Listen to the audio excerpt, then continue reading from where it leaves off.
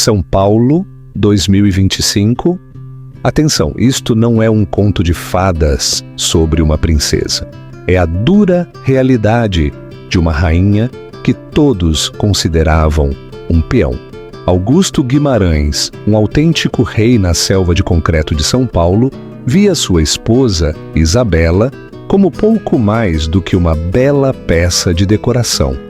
Na noite mais transcendental de sua carreira, o baile anual do Fundo Legado Metropolitano, FLM, Augusto se postou diante de seus rivais, sócios e da imprensa e a humilhou publicamente. Ele a chamou de pequena, amadora. O que ele ignorava enquanto ria às gargalhadas era que Isabela estava prestes a tomar o trono. Porque no mundo do dinheiro antigo e do novo poder, a pessoa mais silenciosa na sala, geralmente, é a mais perigosa. O apartamento na Avenida Faria Lima, 740, não era um lar. Era uma declaração, uma fortaleza de mármore italiano bege e paredes de vidro que julgavam com severidade o Parque Ibirapuera, adornada com arte comprada pelo seu valor de investimento, não por sua beleza. Este era o mundo de Augusto Guimarães, e Isabela Guimarães simplesmente vivia nele. Augusto era um homem cinzelado em granito e ambição. Era o CEO da Guimarães Empreendimentos, um império imobiliário que havia devorado metade do skyline de São Paulo. Ele não o havia herdado, ele o havia transformado em uma arma. Alto, com uma distinta cabeleira prateada, vestia ternos Brioni sob medida que pareciam repelir o pó e a fraqueza por igual. Sua voz, um murmúrio grave, esperava e sempre obtinha obediência absoluta. E então estava Isabela. Para Augusto, Isabela era sua maior aquisição. Ela era uma Drummond. Os Drummond eram de Râncio Abolissengo, aquele tipo de dinheiro que sussurrava nos salões dos jardins e possuía empoeiradas bibliotecas em fazendas no interior. Eles tinham a única coisa que Augusto não podia construir, um legado. Ele havia se casado com ela há uma década, fundindo sua riqueza de força bruta com seu silencioso pedigree. Aos seus olhos, o acordo era simples. Ele lhe dava uma vida de luxo ilimitado. E ela, em troca, devia ser bonita, silenciosa e compreensiva. Isabela era pálida e esguia, com grandes olhos cinzentos observadores que a maioria confundia com timidez. Ela geria a casa com a silenciosa eficiência de um relógio suíço. Organizava seus jantares, filtrava seus convites e vestia a roupa precisa e elegante que ele preferia. Hoje, um simples vestido de cachemir cor creme. "O baile é esta noite, Augusto", disse suavemente, sua voz apenas perceptível sobre o zumbido da cidade. Estava em seu vasto closet com painéis de mogno, segurando 3 gravatas de seda. "O carro está pronto para as 7. O escritório de Arthur Kennedy confirmou que ele falará às 9. Augusto não levantou os olhos do Patek Philippe que abotoava no pulso. "A azul? Não essa? A que tem o tecido mais fino?" rosnou, tirando-a de suas mãos. "O discurso de Kennedy é a única coisa que importa? Ele finalmente está se aposentando do Fundo Legado Metropolitano. Esta noite, eles anunciarão o novo presidente. O Fundo Legado Metropolitano, ou FLM, era o deus tácito da filantropia paulistana. Era uma instituição centenária que tinha as chaves do futuro cultural e social da cidade. Sua aprovação podia dar luz verde a uma nova ala de museu, um projeto de renovação urbana de R$1 bilhão, ou anulá-lo por completo. O presidente do FLM era, em muitos círculos, mais poderoso do que o prefeito. "Você ainda tem certeza de que será você?" perguntou Isabela, com as mãos entrelaçadas. Augusto finalmente olhou para ela, um sorriso de suficiência em seus lábios finos. "Isabela, já está feito. Meu projeto Ressurgimento Guimarães para a região central de São Paulo é exatamente o tipo de movimento audacioso que o FLM precisa. Kennedy sabe que eu tenho a visão para liderar o fundo. O único outro concorrente remotamente sério é aquele tech bro Júlio Castro. E o conselho do FLM nunca daria as chaves a um disruptor de novo dinheiro do Sul que usa moletom nas reuniões do conselho. Ele ajeitou a gravata, admirando o seu próprio reflexo. Esta é a peça final. Assim que eu for presidente, o projeto Ressurgimento será imparável. Nosso nome estará em cada edifício, da Mooca a Marginal Pinheiros. Isabela assentiu, sua expressão ilegível. Claro, querido. Será sua noite. Nossa noite, Isabela. Nossa noite, corrigiu ele, embora seu tom deixasse claro que se referia à dele. Agora, certifique-se de usar os diamantes, aqueles que eu te comprei na Cartier depois do acordo de Angra. Eles refletem bem sob as luzes. Ele saiu do quarto, deixando-a em seu rastro. Isabela ficou em silêncio por um momento, o aroma de sua colônia cara pairando no ar. Olhou para as duas gravatas rejeitadas, depois regressou à sua própria ala do apartamento. Seu quarto era diferente. Era menor, cheio de livros, e tinha uma pequena escrivaninha antiga dos Drummond. Sentou-se, sua postura inalterável, e abriu um laptop. Não era o tablet elegante e moderno que Augusto havia lhe comprado. Este era mais antigo, criptografado e protegido por senha, com uma chave alfanumérica de 24 caracteres. Ela iniciou a sessão. A tela não estava cheia de planos de festa ou sites de moda. Era um complexo painel de controle de carteiras financeiras, documentos legais e cadeias de mensagens criptografadas. Durante os últimos 10 anos, Isabela tinha sido a única fiduciária do que restava do legado de sua família, o Fundo Drummond. Quando seu pai morreu, o fundo estava quase insolvente, sangrado por maus investimentos. Augusto havia dado uma olhada em seus livros, desconsiderado-o como troco, e lhe dito para deixar que seus contadores se encarregassem das deduções beneficentes. Ele nunca mais olhou. Nunca soube que Isabela, a esposa silenciosa, que ele confundiu com uma boneca, havia herdado a mente de seu avô, uma mente para os números e a estratégia. Enquanto Augusto construía torres de vidro, Isabela reconstruía silenciosa e meticulosamente uma base de pedra. Ela havia passado uma década no hobby que Augusto tanto desprezava. Ela havia comparecido a pequenos e pouco glamourosos comitês para bibliotecas na Brasilândia e programas de arte no Grajaú. Mas não estava apenas planejando arranjos florais, estava aprendendo, estava fazendo contatos, estava identificando rachaduras na armadura filantrópica da cidade. Fez pequenas, brilhantes e anônimas inversões. Aprendeu a verdadeira linguagem do poder, não os ruídos estrondosos de homens como Augusto, mas a assinatura silenciosa e vinculante em um contrato. O Fundo Drummond, uma vez uma relíquia, era agora uma potência silenciosa. Seus ativos haviam crescido em 2000%, e ninguém, menos que ninguém seu marido, tinha a menor ideia. Ela abriu um e-mail seguro do assessor legal do FLM. Era uma simples confirmação. Assunto, agenda, ponto 4. Todos os termos aceitos. A transição está fechada. Isabela fechou o laptop. Foi ao seu armário e olhou para além dos vestidos bege, creme e cinzentos que Augusto preferia. No fundo, escondido em uma simples capa de terno preta, havia outro vestido. Um Oscar de la Renta sob medida em um tom de verde esmeralda profundo e possessivo. Olhou para o relógio. 6 da tarde. Hora de pôr os diamantes e representar o papel da senhora Guimarães, uma última vez. O grande salão da Sala São Paulo estava transformado. Não era só uma festa, era uma demonstração de hierarquia. Imponentes arranjos florais se erguiam em direção aos tetos abobadados.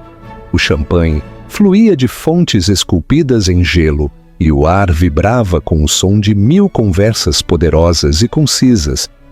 Esta era o baile do Fundo Legado Metropolitano, o predador alfa dos eventos beneficentes de São Paulo.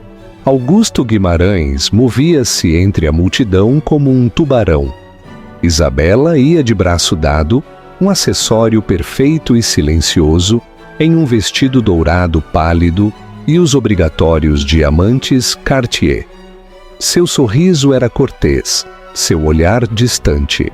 Augusto estava em seu elemento. "Senador", trovejou agarrando o ombro de um político. "Que prazer vê-lo. Meu projeto de ressurgimento criará 10.000 empregos no seu distrito." 10.000, Augusto. É sempre um prazer, respondeu o senador, seus olhos já escaneando a sala em busca de alguém mais importante. "Augusto!" Uma voz aguda interrompeu o murmúrio. Amália Rios, a colunista social e financeira mais temida do país, aproximou-se deles, sua caneta pronta como um bisturi. "Grande noite para você."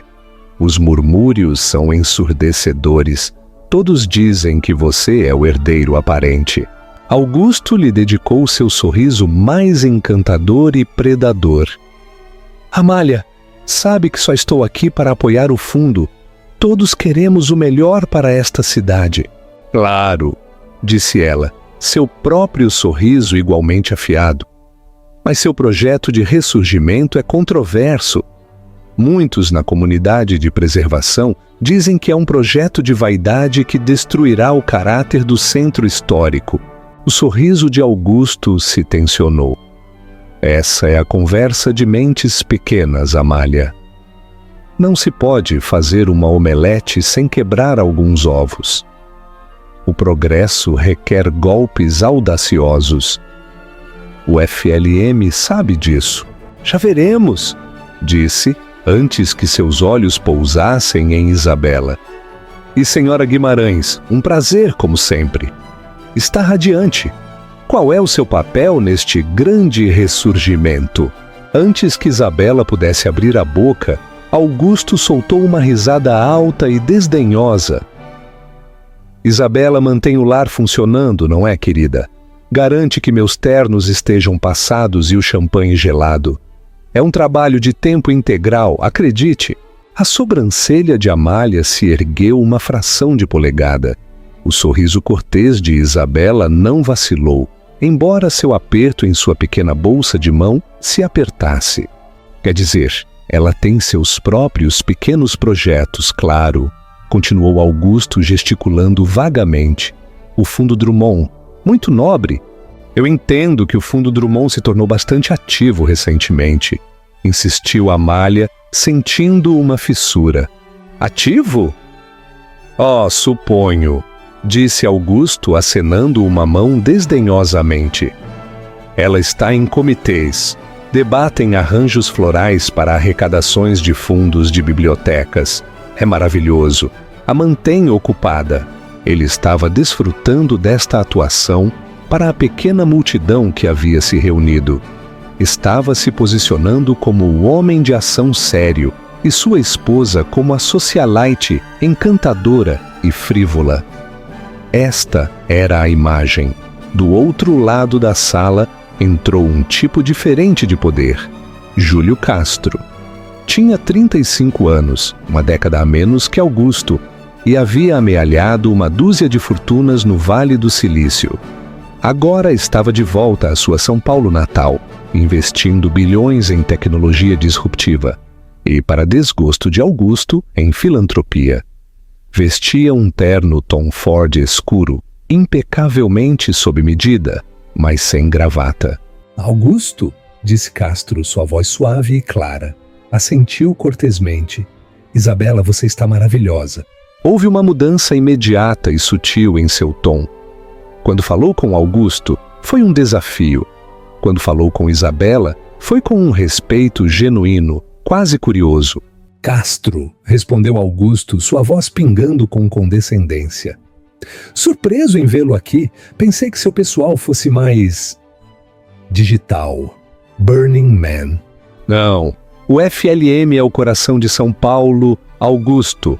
Sou paulistano, disse Castro simplesmente. Só espero que a nova liderança do fundo tenha uma visão para o próximo século, não para o último. Isto foi um golpe direto no projeto de Augusto, que era pura arrogância de tijolo e argamassa. Visão, zombou Augusto. Visão não se trata de aplicativos e algoritmos, meu filho. Se trata de aço. Se trata de concreto. Se trata de correr um risco e construir algo permanente. Permanente pode ser sinônimo de obsoleto, Augusto, replicou Castro sorvendo seu champanhe. O futuro não se trata de construir sobre a cidade. Se trata de construir nela. Conectar comunidades, infraestrutura digital, verde e sustentável. Isso é bonito, disse Augusto, seu rosto vermelho. Você fique com seus videogames. Nós cuidaremos do mundo real. O olhar de Júlio Castro desviou de Augusto para Isabela, que havia estado observando a troca com a tranquila intensidade de uma mestre de xadrez. E você, Isabela? Perguntou Castro, ignorando seu marido. O que você acha que é o futuro da cidade? Aço ou conexão? Augusto se tensionou, pronto para interrompê-la. Mas Isabela falou primeiro. Sua voz era tranquila, mas cortou a tensão. Eu acredito que o futuro, senhor Castro... Seus olhos se encontraram. É perceber que as estruturas mais fortes não são feitas de aço ou código. Elas são construídas sobre o legado. A pergunta é, simplesmente, que tipo de legado se escolhe construir? Castro a encarou por um longo instante.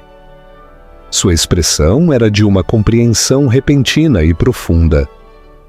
Um lento sorriso se espalhou por seu rosto. Bendito, senhora Guimarães. Muito bem dito. Augusto, no entanto, estava furioso. Ele odiava ser ofuscado, odiava que Castro tivesse se dirigido a ela e odiava a confiança em seu tom. Ele a agarrou pelo cotovelo, seus dedos cravando em seu braço. Se nos dão licença, rosnou Augusto, arrastando-a. Minha esposa e eu precisamos cumprimentar o convidado de honra. Ele a levou em direção ao estrado onde Arthur Kennedy, o idoso presidente cessante de cabelo nevado, presidia a reunião. Augusto fumegava, viu seu intercâmbio com Castro como uma traição e um vexame. Que diabos foi aquilo? Sibilou em seu ouvido, seu sorriso ainda grudado em seu rosto para a multidão. Eu estava respondendo a uma pergunta, disse Isabela, sua voz perfeitamente nivelada. Você não responde perguntas, Isabela. Você sorri. Você me deixa falar, especialmente com aquele punk. Você me fez parecer fraco, condescendendo com as bobagens dele. Ele me pediu minha opinião. É sua opinião? Sussurrou, sua voz vibrando de raiva. Sua opinião é o que eu te disser que é. Você é uma Guimarães, você é minha esposa. Seu único trabalho esta noite é ficar aí, parecer linda e não estragar isto para mim, entendeu? Isabela olhou para ele. Seu rosto estava pálido, mas seus olhos não eram tímidos. Eram frios. Eram da cor do oceano pouco antes de uma tempestade. Ela não disse nada.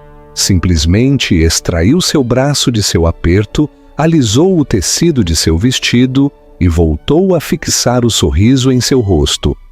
Augusto tomou seu silêncio como submissão. Estava, como de costume, catastroficamente errado.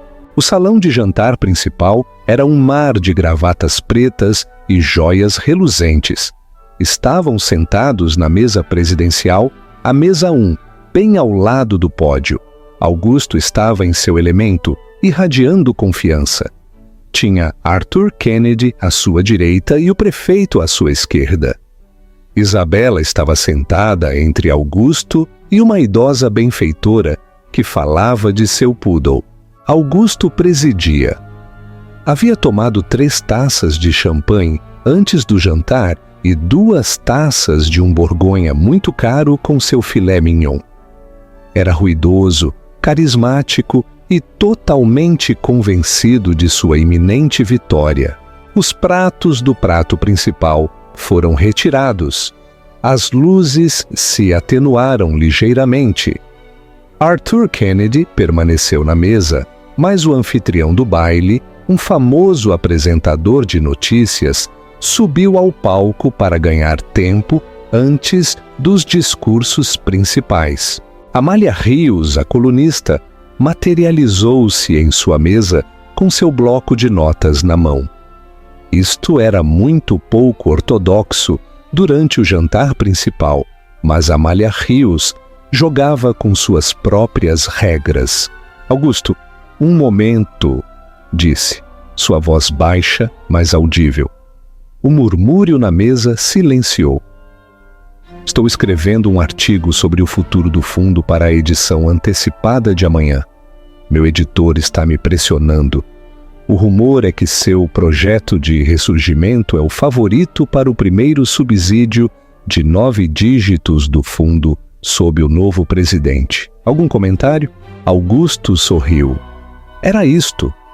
A narrativa estava se sedimentando diante de seus próprios olhos. Só posso dizer, disse alto o suficiente para que as mesas circundantes ouvissem, que a Guimarães Empreendimentos está profundamente comprometida com o futuro desta cidade. Acreditamos em construir, não apenas em falar, mas alguns, pressionou Amália, dizem que o projeto depende inteiramente de que o senhor seja nomeado presidente, que é um conflito de interesses, que o fundo estaria apoiando sua própria empresa. O rosto de Augusto se obscureceu. Isso é calúnia, Amália. O projeto se baseia em seus próprios méritos. É o único sobre a mesa grande o suficiente para importar de verdade. E o que acontece com a oposição? Perguntou ela. A proposta Conexão Verde de Júlio Castro, por exemplo, é menor, mais focada na comunidade e tem muito apoio popular, Augusto. Ele soltou uma risada curta e aguda. Castro? Isso não é uma proposta. É um panfleto. É uma fantasia desenhada em um guardanapo. Não se pode impulsionar uma cidade com ciclovias e Wi-Fi grátis, Amália. Se precisa de garra. Se precisa de aço. Então Amália girou sua caneta e sua atenção para Isabela. Foi o movimento de uma jornalista magistral desequilibrando o homem poderoso ao se dirigir à sua sócia silenciosa. Senhora Guimarães, disse Amália, sua voz clara e precisa. A senhora dirige o Fundo Drummond. É um dos nomes mais antigos nesta sala. Seu fundo se concentra na comunidade, nas artes, nos mesmos esforços populares que o senhor Castro parece defender. Qual é a sua posição sobre o projeto Ressurgimento? O Fundo Drummond apoia a visão de seu marido? A mesa ficou em absoluto silêncio. O prefeito parou sua colher a meio caminho de sua sobremesa. Arthur Kennedy girou a cabeça, seus olhos antigos e inteligentes, fixos em Isabela. Augusto viu isso como um ataque, uma forma de dividi-lo. Viu Isabela em seu vestido dourado, pálido como um fardo. Antes que Isabela pudesse articular uma única sílaba, Augusto inclinou a cabeça para trás e caiu na gargalhada. Foi um som alto, estridente e feio. Isabela? Trovejou salpicando seu vinho. Você pergunta a Isabela sobre um projeto de infraestrutura multimilionário? Ele se voltou para sua esposa, seus olhos cheios de uma diversão bêbada, e cruel. Deu um tapinha em sua mão como se ela fosse uma criança. Querida, não acho que Amália entenda. Seu fundo é... O que é que você faz de novo? Você financia leituras de poesia, não é? Ah, e salvou aquele pequeno jardim comunitário na Vila Madalena. Maravilhoso, muito doce. O rosto de Isabela era uma máscara de porcelana. Não se moveu. Amália, disse Augusto, voltando-se para a jornalista, sua voz pingando com condescendência. Minha esposa é uma mulher de imenso gosto. Pode distinguir um Monet de um Manet a 20 passos. Pode organizar um baile para 500 pessoas sem suar. Seu comitê decide o tom exato de bege para os guardanapos. É uma habilidade vital. O insulto pairou no ar, nu e brutal. Não só a estava desconsiderando, estava a castrando publicamente, reduzindo o legado de sua família e o trabalho de sua vida a arranjos florais. Estava dizendo a toda a mesa, a toda a sala, que ela não era nada, uma decoração. Mas quanto aos negócios, continuou Augusto, sua voz baixando a um rosnado conspiratório. Quanto ao poder para o trabalho de verdade, isso ela deixa comigo, como deve ser. Ele sorriu triunfante. Seu único trabalho, disse levantando sua taça em um brinde zombeteiro em direção a ela, é parecer linda e segurar meu copo. E ela faz isso perfeitamente, não é, querida? O silêncio que se seguiu foi pesado e frio. O prefeito olhou para seu prato. A caneta de Amália Rios estava congelada. Ela não sorria. Parecia horrorizada. Isabela Guimarães permanecia perfeitamente imóvel. O sangue havia drenado de seu rosto, deixando-a completamente branca contra o ouro de seu vestido, seus olhos cinzentos fixos em Augusto. Não havia ira neles, não havia tristeza, apenas um frio ártico profundo, uma finalidade. Ela não chorou, não gritou. Lentamente, deliberadamente, colocou seu guardanapo sobre a mesa. Empurrou sua cadeira para trás, as pernas fazendo um leve arranhado no chão de mármore. "Se me dão licença", disse, sua voz um sussurro perfeitamente modulado, que, no entanto, pareceu ressoar no repentino silêncio. Ela se levantou, não olhou para Amália, nem para o prefeito, nem para Arthur Kennedy. Apenas olhou para seu marido. Então deu as costas e se afastou da mesa. Não fugiu para o toalete. Caminhou tranquilamente, com uma postura perfeita, diretamente para fora do salão de jantar principal e para o hall, desaparecendo de vista. Augusto a viu ir, um lampejo de aborrecimento em seus olhos. "Teatro!" murmurou para a mesa, forçando uma risada. "Provavelmente está chateada por uma unha quebrada. Ela voltará. Agora, Amália, sobre aquela bobagem de conflito de interesses." Mas ninguém escutava. Todos olhavam para a cadeira vazia onde Isabela havia estado. Arthur Kennedy lentamente desviou seu olhar da porta para Augusto, sua expressão indecifrável. Do outro lado da sala, em sua própria mesa, Júlio Castro havia observado toda a troca. Ele não sorria. Olhou para a porta por onde Isabela havia desaparecido. Depois voltou a olhar para o inconsciente e pontificador Augusto. E então Júlio Castro sorriu. Era um sorriso de pura, inalterada antecipação. O bom humor de Augusto havia sido espetado. A saída de Isabela foi um vexame. Foi uma mostra pública de dissidência. E ele a odiava. Tentou se recuperar de dirigir a conversação de volta ao seu projeto. Mas a energia na mesa havia mudado. A confiança suave e constante havia ido, substituída por uma cortesia forçada. "Ela é sensível", ofereceu Augusto ao prefeito. que agora estudava meticulosamente seu garfo de sobremesa. Os Drummond são todos assim, muito temperamentais, artísticos. Claro, murmurou o prefeito evasivamente. Augusto ficou de mau humor.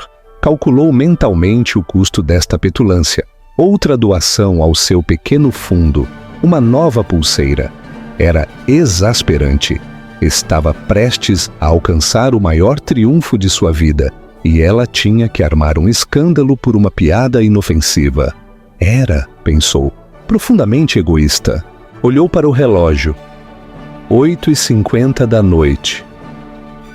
Ela voltará, murmurou para si mesmo. Sabe que tem que estar aqui para o anúncio. As luzes se atenuaram ainda mais. O anfitrião regressou ao pódio. E agora? A voz do apresentador encheu a sala.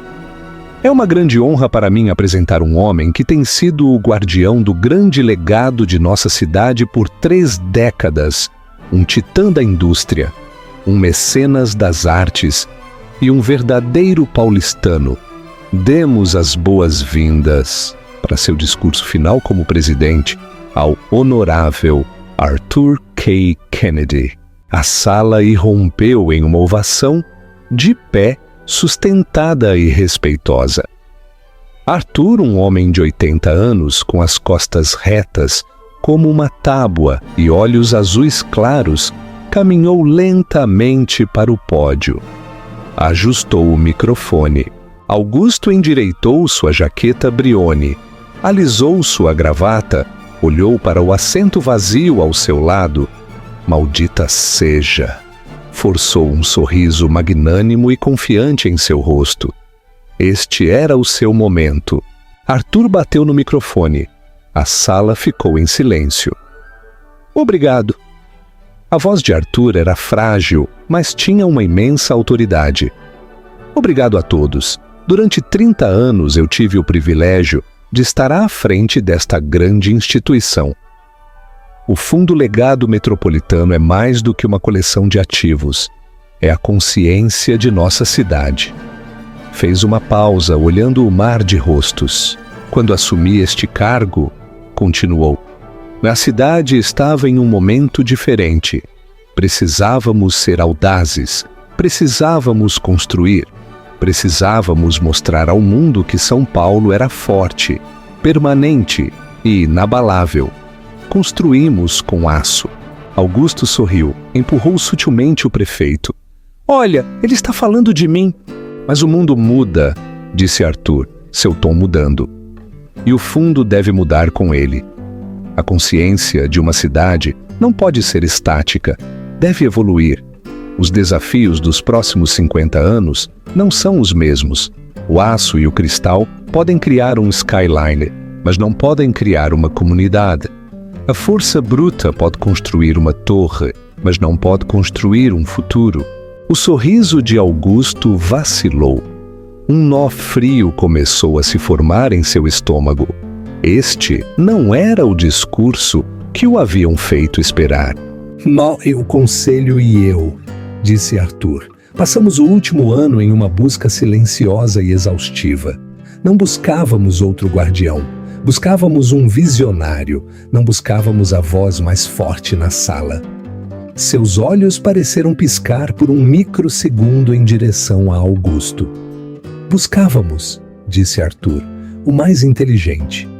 Buscávamos alguém que entendesse que o poder verdadeiro e duradouro não está nas coisas que construímos para nós mesmos, mas nas bases que apresentamos para os outros. Buscávamos alguém que não só entendesse o legado, mas que fosse o legado.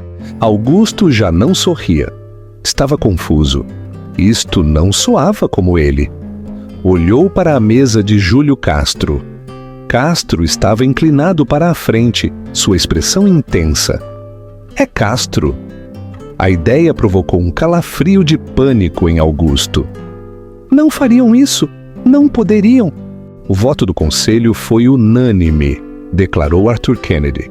Encontramos um novo presidente, um novo líder que tem que nos mover a todos. Durante a última década, tem estado operando à vista de todos, convertendo um fundo familiar quase em bancarrota em um dos motores filantrópicos mais ágeis, poderosos e com visão de futuro deste Estado. O sangue de Augusto gelou. Um fundo familiar? Esta pessoa, disse Arthur, um raro e caloroso sorriso se espalhando por seu rosto. Tem estado em uma dúzia de comitês sem importância.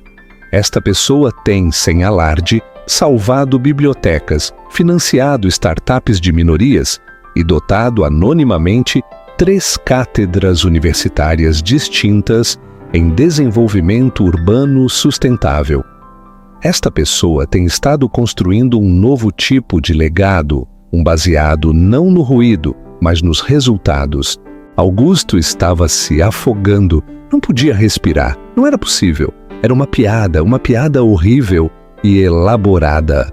E é uma profunda honra para mim, disse Arthur Kennedy, sua voz se alçando.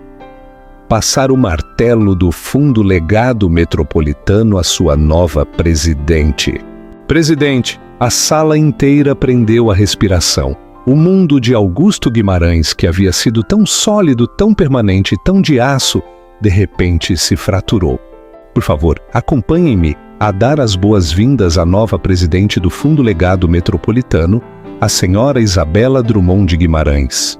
Durante 3 segundos completos, o único som foi o zumbido do ar-condicionado. 3 segundos de um silêncio absoluto e atônito. Augusto Guimarães não se moveu, simplesmente olhou fixamente, seu rosto uma máscara de choque completo e incompreensível. Olhou para a cadeira vazia ao seu lado, como se esperasse que Isabela se materializasse de repente, rindo da estranha piada de Arthur. Então começaram os aplausos. Começaram na mesa de Júlio Castro. Ele se pôs de pé instantaneamente, seus aplausos fortes, genuínos e estrondosos. Amália Rios, com seu bloco de notas esquecido, também se pôs de pé, seu rosto uma imagem de revelação atônita e estática. Depois levantou-se o prefeito, depois o senador. Em 10 segundos toda a sala estava de pé, uma onda ensurdecedora de aplausos dirigida não ao palco, mas à entrada principal do salão. Augusto girou em sua cadeira. Um único e brilhante foco branco cortou a escuridão, iluminando o grande arco. E ali estava ela. Esta não era a mulher que havia deixado a mesa. A esposa pálida, trêmula e humilhada no vestido dourado, havia ido. A mulher sob o foco era uma rainha. Vestia um vestido de um verde esmeralda profundo e luminoso, um Oscar de la Renta sob medida. Era cortado com uma precisão arquitetônica, severo e impressionante. Tinha mangas longas, gola alta e um corpete tão estruturado quanto uma armadura. Sua pele pálida e seu cabelo escuro, agora recolhido em um coque severo e elegante, contrastavam fortemente. Os diamantes Cartier haviam desaparecido. Em seu lugar havia uma peça assombrosa e única, o Perreux Drummond, uma cascata de esmeraldas e diamantes que não se via em público há 50 anos. Não usava uma coroa literal. Não precisava. Entrou na sala, não com o olhar vacilante e de soslaio de uma socialite, mas com o passo medido e sem pressa de uma predadora que possui o território. Seu rosto estava sereno, seus olhos cinzentos percorrendo a sala, reconhecendo o aplauso com um leve e gracioso aceno. Não olhou para a mesa 1, não olhou para seu marido. Caminhou diretamente ao palco. Apertou a mão de Arthur Kennedy e aceitou o leve e simbólico martelo que ele lhe ofereceu. Virou-se para a audiência, de pé no pódio onde Arthur acabara de falar. Os aplausos diminuíram lentamente enquanto as pessoas voltavam a se sentar, esticando o pescoço, com a mente atordoada. Augusto continuava de pé, congelado ao lado de sua mesa. Parecia uma estátua, um monumento ao seu próprio poder obsoleto. Isabela ajustou o microfone, deu uma pequena batida, esperou. "Obrigada, Arthur", disse. Sua voz não era o sussurro ao qual ele estava acostumado. Era clara, nítida e amplificada, ressoando com uma autoridade musical que enchia cada canto do vasto salão. "Obrigada ao conselho e a todos vocês."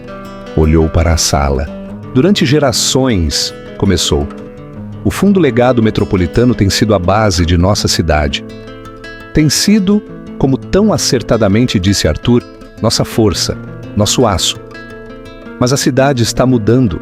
O mundo está mudando. E o legado não é um monumento que você constrói e abandona. É um jardim. Deve ser cuidado, deve ser alimentado. E às vezes, seus olhos percorreram a sala. Deve ser podado." Um murmúrio nervoso percorreu a multidão. "A missão do fundo deve evoluir", continuou sua voz ganhando força. "Já não podemos nos permitir financiar monumentos ao passado." Ah, fez uma pausa.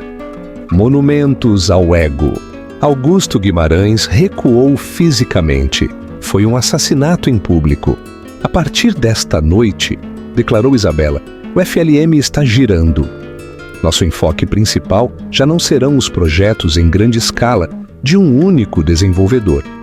Nosso enfoque será a comunidade sustentável, a equidade digital e a infraestrutura verde. Financiaremos o tecido conectivo de nossa cidade, as bibliotecas, os parques, as redes de dados públicas, os programas educativos. Estava desmantelando peça por peça todo o projeto de ressurgimento de Augusto. Estava declarando ele, e a ele, obsoleto, diante das mesmas pessoas que precisava impressionar. "A velha forma de fazer as coisas terminou", disse. "A era do projeto de vaidade morreu." Amália Rios escrevia tão rápido que sua caneta era um borrão. O prefeito assentia com um repentino sorriso político em seu rosto, como se isto tivesse sido sua ideia desde o princípio. "Isto não é só uma promessa", disse Isabela. "É uma estratégia, e começa esta noite. O FLM se orgulha de anunciar sua primeira nova iniciativa. A Carta Conexão Verde, uma subvenção de 500 milhões de reais para revitalizar e integrar digitalmente nossos espaços comunitários." As mãos de Augusto estavam tão apertadas que seus nós dos dedos estavam brancos. Ele tremia. 500 milhões, disse Isabela, um pequeno e perigoso sorriso brincando em seus lábios. Para demonstrar que levamos a sério uma nova forma de colaboração, combinando o velho legado com uma nova visão, o FLM não financiará esta iniciativa sozinho. Nos orgulhamos de anunciar nosso novo sócio principal nesta empreitada. Ela olhou diretamente para Júlio Castro. O Fundo Legado Metropolitano se associa oficialmente com a Fundação Castro. A sala prendeu a respiração.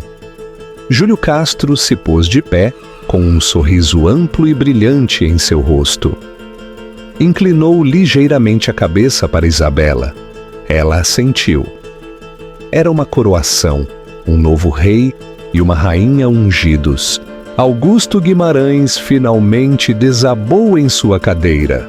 Não só havia sido derrotado, havia sido aniquilado. Era um fantasma em seu próprio funeral. Os olhos de Isabela finalmente se moveram em direção à mesa 1. Passaram pelo prefeito, pelos pratos vazios e pousaram em seu marido. Olhou para o homem quebrado, balbuciante e com o rosto branco que fazia 1 hora lhe havia dito para segurar seu copo. "O verdadeiro legado", disse, sua voz baixando, mas sua mensagem clara. "Não se trata do nome que você constrói em uma torre, se trata do que você constrói em uma base. O FLM agora se compromete a construir essa base para toda São Paulo. Obrigada. Deu um passo atrás do pódio, enquanto uma nova, mais atordoada, mais frenética rodada de aplausos a envolvia. Não só havia entrado usando a coroa, havia derretido a dele e a havia forjado na sua própria. O resto do baile foi um borrão para Augusto. Ele era uma não-entidade. As pessoas que lhe haviam dado tapinhas nas costas 1 hora antes, agora lhe davam amplos e compassivos desvios. Ele era radioativo. Observou como de uma grande distância, como se formava uma multidão ao redor de Isabela. Júlio Castro estava ao seu lado. O prefeito ria, com o braço ao redor de seu ombro. Amália Rios tentava obter uma citação. Isabela estava radiante. Não era a rainha fria do palco. Agora era uma líder calorosa, atraente e aterrorizantemente competente. Falava com fluidez, sem esforço, sobre emissões de bônus, leis de zoneamento e associações de fibra óptica. Augusto se deu conta com uma pontada nauseabunda, um gênio. E o havia ocultado tudo por trás de uma máscara de comprimento bege durante 10 anos. Saiu do baile sem sequer se incomodar em procurar seu casaco. Parou nos grandes degraus da Sala São Paulo, o ar frio da noite batendo em seu rosto como um tapa. Não tinha carro. O carro era dela, arranjado por seu pessoal. Esperou na calçada como um imperador até que o motorista da Guimarães Empreendimentos, a quem havia despedido horas antes, finalmente o encontrou. A viagem de regresso à Avenida Faria Lima foi silenciosa. Sentou-se na parte traseira do Maybach, olhando as luzes da cidade. Sua cidade, uma cidade que no espaço de 30 minutos lhe havia sido roubada por sua própria esposa. Chegou ao apartamento primeiro. Caminhava de um lado para o outro pelo vasto salão de mármore, sua gravata arrancada, sua jaqueta jogada no chão, quando ouviu o suave clique do elevador privado. Ela entrou. Ainda usava o vestido esmeralda, as joias Drummond descansando sobre suas clavículas. Parecia, se era possível, ainda mais poderosa no ambiente estéril e moderno de seu lar. Passou por ele, dirigindo-se ao bar. Você! Finalmente cuspiu. Sua voz um grasnido rouco. Você! Vadia! Isabela parou. Virou-se não com medo, mas com uma espécie de curiosidade clínica. Serviu-se um pequeno copo de água. Você planejou isto? A acusou, sua voz subindo a um grito. Você me humilhou, destruiu meu projeto. Você me destruiu. Meu projeto era um monumento inflado e sobrealavancado ao seu próprio ego, Augusto, disse, sua voz tão tranquila quanto a água em seu copo. Teria levado o fundo à bancarrota e deslocado 5.000 pessoas. Foi um mau negócio. Eu matei um mau negócio. Você! Você é uma dona de casa! Rugiu a palavra, soando ridícula até para seus próprios ouvidos. Você planeja festas! Você! Flores! Guardanapos! Isabela tomou um pequeno gole de água. Sim, os guardanapos. Enquanto decidia o tom exato de bege, também estava escutando. Estava escutando o prefeito queixar-se de seus déficits orçamentários. Estava escutando os gestores de fundos de cobertura queixarem-se de sua alavancagem. Estava escutando os líderes comunitários na Brasilândia, a quem você nem sequer conheceu. Pensou que eu era um papel de parede, Augusto. E você era muito arrogante para olhar de perto o padrão. O fundo Drummond não é nada, gritou. É troco. Era, corrigiu ela. Quando você me cedeu, valia uns 4 milhões de reais. Esta manhã, os ativos líquidos do fundo Drummond estão avaliados em pouco mais de 1.200 milhões de reais. Augusto parou. Não podia processar o número. 1,2 bilhões de reais. Como? Você constrói com aço, eu construo com informação. Enquanto você fazia aquisições hostis, eu fazia investimentos estratégicos iniciais silenciosos. Você gosta de comprar empresas. Eu gosto de financiar fundadores. Você se surpreenderia com o que vale hoje um investimento de R$100 mil em uma empresa de biotecnologia há 10 anos ou uma pequena empresa de processamento de dados. Uma que, por sinal, o fundo de Júlio Castro adquiriu mais tarde. Ele e eu estivemos nos movendo nos mesmos círculos por anos, Augusto. Simplesmente, você nunca pensou em perguntar quem estava na sala comigo. Ela o estava expondo tudo. Os comitês de flores eram reuniões de conselho.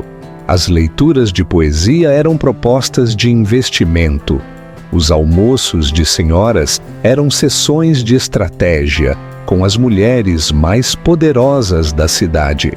Você me usou, sussurrou, a raiva se convertendo em um frio e nauseabundo pavor. Eu te usei?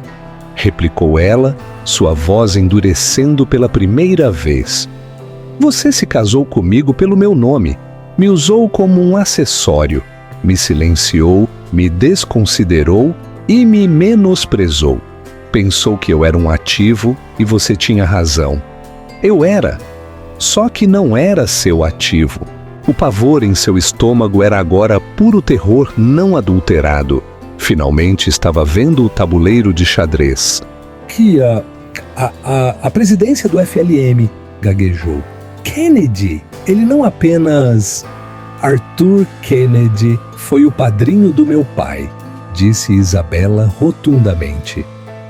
Tem sido meu mentor desde que eu tinha 20 anos. Me pediu para assumir o fundo há 3 anos. Eu lhe disse que não estava pronta.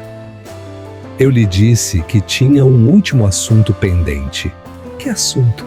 Sussurrou Augusto. Isabela se aproximou de sua escrivaninha antiga na esquina, abriu uma gaveta e tirou um grosso portfólio encadernado em couro. Deslizou-o sobre a mesa, de centro de mármore, em direção a ele. Guimarães Empreendimentos, disse. Ele o abriu. Seus olhos escanearam as páginas. Seu rosto se tornou mais pálido a cada linha.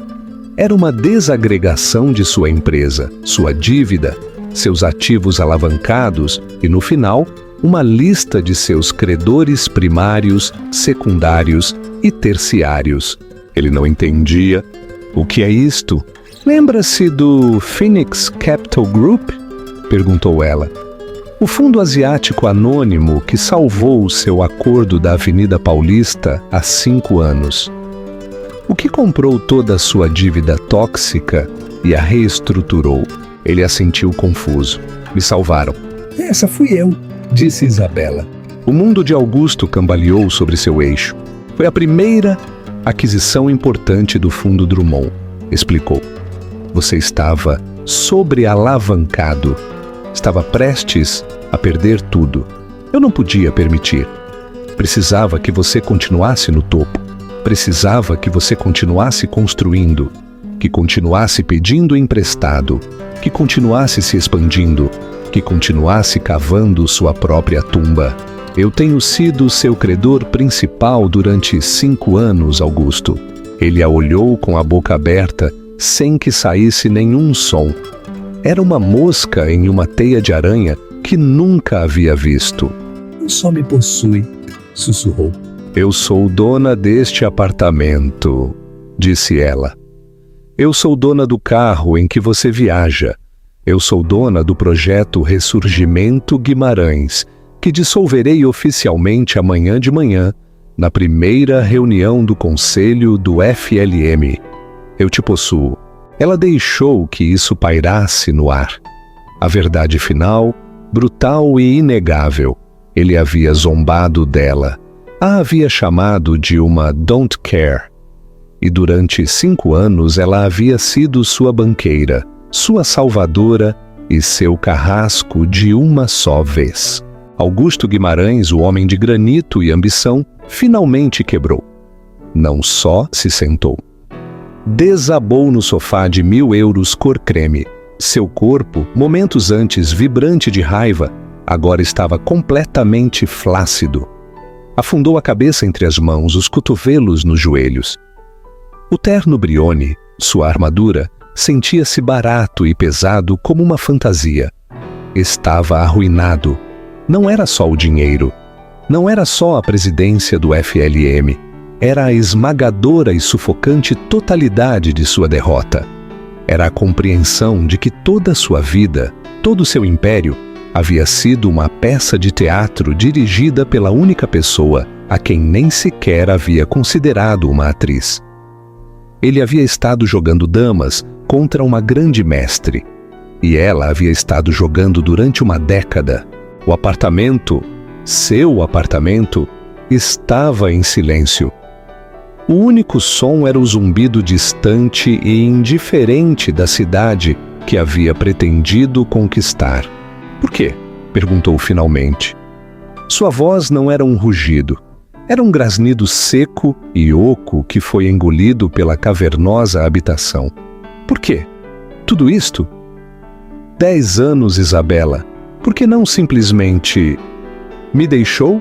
Isabela estava de pé junto à janela, de costas para ele, olhando a brilhante extensão do Parque Ibirapuera. O esmeralda de seu vestido parecia absorver as luzes da cidade. Te deixar, Augusto? Disse, sua voz tranquila e reflexiva. Isso teria sido incompleto. Teria sido um ato emocional.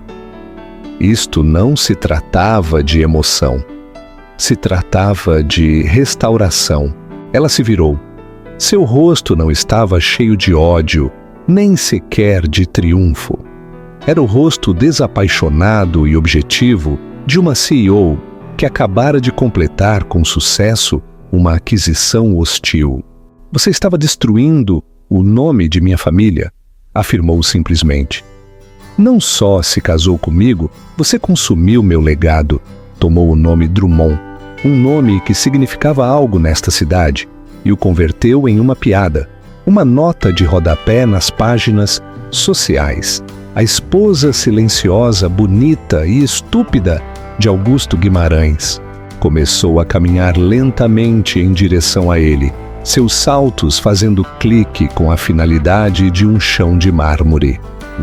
Meu avô, Roberto Drummond, dotou a escola de engenharia da universidade pública. Minha mãe, Carmen Drummond, financiou a primeira clínica gratuita para mulheres nesta cidade. Construíram bases, construíram futuros. Parou, de pé sobre ele. E você? Disse, sua voz baixando a um sussurro de profundo desprezo. Tinha sua descendente? Eu? Reduzida a uma fotografia na Vogue, elogiada por meu impecável gosto nos guardanapos. A palavra pairava no ar, vibrando com uma década de fúria reprimida. Não fiz isto por vingança, Augusto. A vingança é uma coisa desordenada e apaixonada. Isto, disse, sinalizando a habitação, a cidade, em direção a ele. Foi uma correção. Estava restaurando o legado Drummond. E para fazer isso, tive que desmantelar completa e cirurgicamente o dos Guimarães. Ele levantou o olhar de suas mãos, seu rosto cinzento. O alcance completo e horripilante de sua arrogância finalmente estava desmoronando sobre ele. Todos esses anos, sussurrou-se, em todos os jantares, as festas, você estava escutando. Não estava apenas sorrindo, estava. Você estava tão desesperado para demonstrar que era o homem mais inteligente da sala que nunca parou para pensar quem mais estava nela, disse. Seu desprezo por mim foi o ativo mais valioso que tive. Foi a cobertura perfeita. Esta noite, gaguejou, a lembrança de sua própria voz, sua própria zombaria pública o atingindo como um golpe físico. Na mesa! Quando disse aquelas coisas, você já o sabia. Me deixou. Você se sentou aí e me deixou me destruir. Eu te deixei ser você, Augusto. Era tudo o que se requeria. Ele respirava com dificuldade agora, os últimos vestígios de sua negação desmoronando. E agora o quê? Perguntou, sua voz a súplica de um homem quebrado. O que acontece? Você me liquida? Me expulsa para a rua? Não seja dramático, disse, sua voz desprovida de piedade. Isto não é uma telenovela, isto é uma transação. Caminhou para a enorme mesa de centro de cristal. De sua pequena bolsa de mão esmeralda, tirou uma chave e abriu uma gaveta na escrivaninha antiga dos Drummond, na esquina. Sua escrivaninha, que ele sempre havia considerado uma peça frívola e sentimental. Tirou 2 portfólios encadernados em couro. Às 9 da manhã de amanhã, disse, colocando o primeiro à sua frente. A Guimarães Empreendimentos e todas as suas subsidiárias serão oficialmente absorvidas por um novo braço de desenvolvimento urbano do Fundo Drummond. Um braço que presidirei em conjunto com minhas funções no FLM. Ele olhou a capa, seu próprio logo, mas não o abriu. Não podia. O nome Guimarães deixará de existir no mercado. Continuou, como se lesse um informe financeiro. O projeto Ressurgimento está morto, como disse. Seus ativos, suas dívidas serão reclassificados. Seus serviços já não serão requeridos. Essa frase, a fria demissão corporativa, o atingiu mais forte do que qualquer grito. Havia sido despedido de sua própria vida. Mas eu sou, gaguejou, gesticulando inutilmente entre eles. Eu sou seu marido. Não é, disse, colocando o segundo documento mais fino e de lombada azul em cima do primeiro. Não é. Essa foi a última peça de negócio. Papéis de divórcio. Ele os olhou fixamente. Guimarães contra Guimarães. Era o corte final. Limpo e cirúrgico. Meu advogado, o Sr. Souza, está esperando no hall, disse ela. Subirá em 5 minutos para recolher sua assinatura. Eu já assinei. Augusto soltou um som, uma risada áspera e sufocada. Impugnar, grasnou. Você espera que eu impugne? Com que motivos? Com que dinheiro? Exatamente, disse ela. Não está em posição de fazê-lo. Os termos são limpos. Não sou uma mulher cruel, Augusto. Só minuciosa. Você ficará com um pequeno fundo baseado em estipêndios. Já foi financiado? Fez uma pausa. Suficiente para manter sua associação do clube e viver confortavelmente. Mas nunca voltará a construir, nem a pedir emprestado, nem a importar nesta cidade. Será, em efeito, um amador. A referência ao seu próprio insulto foi tão precisa, tão devastadora, que lhe cortou a respiração. Olhou o vasto e vazio apartamento, o mármore, o cristal, a arte que havia comprado. Meu, ela o corrigiu. O contrato de arrendamento tem estado em mãos do Fundo Drummond durante 5 anos, desde que adquiri sua dívida. Você tem sido meu inquilino.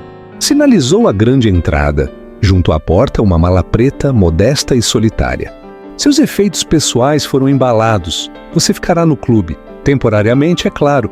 Para onde você vá depois é assunto seu. Toda uma vida. Um império.